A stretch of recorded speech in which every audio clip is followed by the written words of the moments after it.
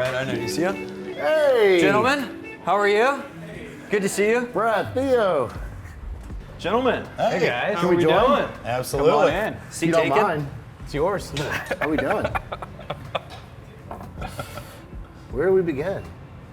Did anyone not know what a freight brokerage was or what a freight I broker knew did? what, I mean, when- I majored in supply chain, so I was aware of what the third-party logistics area was, but not to the extent of I knew the ins and outs. It was just kind of, it was talked about. You learned that, you know, they didn't own assets, they arranged the transportation, kind of operated more or less like a general contractor, but I had no idea what I was diving into. No clue. What was like the one thing that like got your attention, like right out of the gate? You're like, oh my gosh, this place is wild, you know? I think for me, it was just like the energy with all the different reps on the floor. Because like everyone is kind of like has their own way of saying things, their own way of approaching the business side of it. And the way this person says something, the energy and how they say it versus the way that this person says something. I think what I really enjoyed is I would watch Jeremiah move around and pace back and forth and be on the phone all day long. And I can never tell if he was on the phone with a carrier or a customer, and it was Or just his mother. Jerry did like to talk to his mother. mom. Yeah, that's right. Yeah, That's how he would rack up his phone that's time. right. That's Hey right. mom, how's your day going? but he had this friendly rapport with everyone that he talked to, and that really stuck out to me. I'm like, oh, like how do I become, you know, that person, and how do I get that great on the phone and develop these lasting relationships? There were a lot of times where you'd get to, especially on a holiday week, it'd be 4 or 5 p.m. and you've got one pod, and I can think back to Dan in particular shipping beer and trying to pull trucks at a Wilkes-Barre, Pennsylvania. It's like, all right, you can't leave Dan here hanging.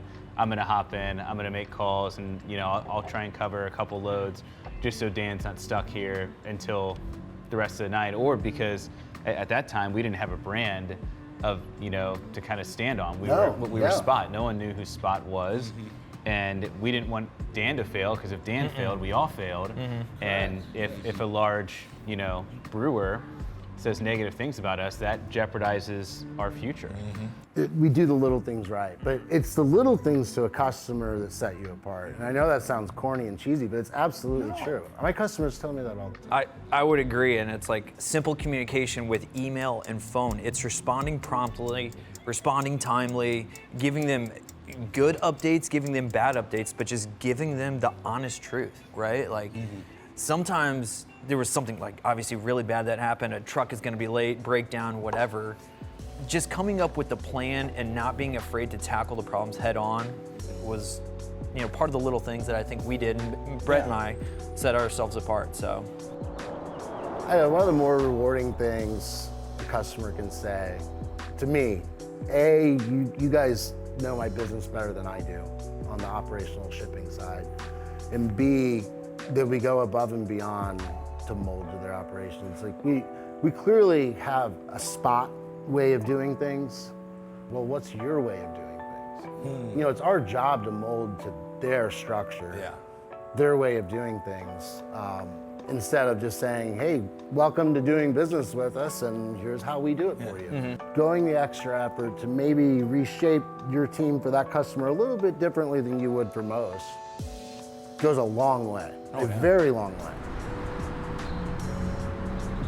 Never did I really visualize that we would have an entire floor of a building just for our technology end of it. With Red Tech and what we have, like these guys are working nonstop. If there's a problem, they fix it.